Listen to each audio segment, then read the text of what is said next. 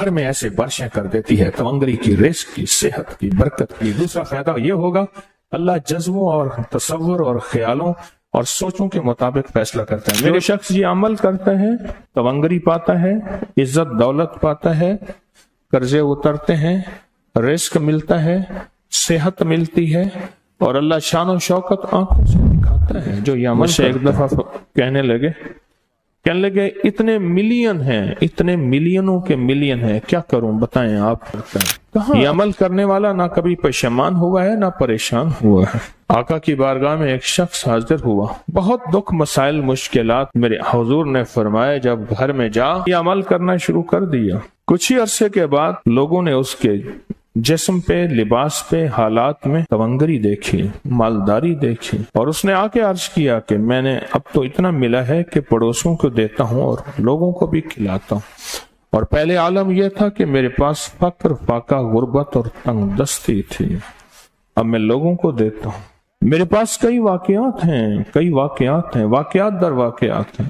مدینہ منورہ میں ایک صاحب کہنے لگے ہمارے بڑے آئے تھے تو یہاں کی منڈی کی سبزیاں جو گری ہوئی ہوتی تھیں وہ اٹھا کے لاتے تھے، اور بعض اوقات لکڑیاں نہیں ہوتی تھیں اور بعض اوقات سبزی نہیں ہوتی تھی، اور فقر اور غربت کی عمومی چونکہ فضا بھی تھی لیکن ان کے ہاں کچھ زیادہ ہی تھی، اور میں نے ان کو آنکھوں سے دیکھا کہ وہ مسجد نبی میں آتے ہیں تو سعودی عرب کا بڑا نوٹ 500 کا ہے، 500 وہ نوٹ نکال کے چپ کر کے ایسے مٹھی میں دے رہے ہوتے ہیں، اور انہوں نے خود بتایا کہ انہیں کسی نے بتایا تھا ان کے خاندان کو، کہا سارا گھر یہ عمل کر رہا تھا، اور اس کو عمل کو کرتے کرتے اللہ کا نظام بدلا، رب نے تونگری، برکت، دولت، عزت، وسعت اور عافیت کے دروازے کھول دیے۔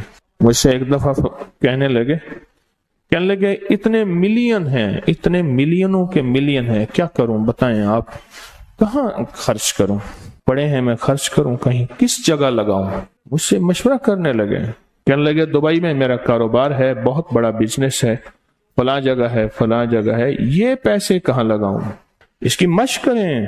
بعض اوقات فقر اور فاقہ، غربت اور تنگ دستی، اس کا جو نقصان، فقر، فاقہ، غربت، تنگ دستی کا جو نقصان ہے، وہ یہ نقصان یہ ہوتا ہے کہ انسان کا ایمان ختم ہو جاتا ہے۔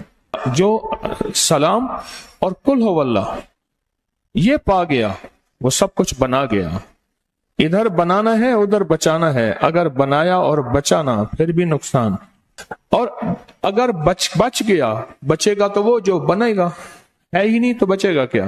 سلام اور اخلاص سے بنانا ہے، پانا ہے، ملنا ہے، سلام اور سورت اخلاص سے بہت ملتا ہے۔ اس کی مسلسل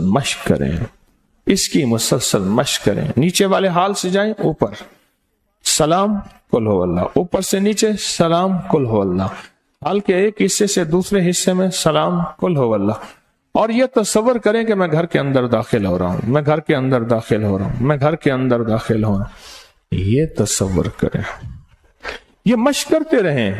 ایک فائدہ یہ ہوگا مشق ہو جائے گی۔ میرے بندے میں تمہارے ساتھ تمہارے گمانوں کے مطابق فیصلے کرتا ہوں، اللہ یہیں سے آپ کے گھر میں برکت، دولت وسیع کرنا شروع کر دے گا۔ ایک دفعہ سلام، ایک دفعہ قل ہو اللہ پڑھ لے، تیرے گھر میں تونگری، تیرے گھر میں رزق، تیرے گھر میں عزت، تیرے گھر میں صحت اور قرضے اتر گئے، گھر سے بیماریوں کا خاتمہ ہو گیا، گھر میں رحمت، برکت اور عافیت آ گئی۔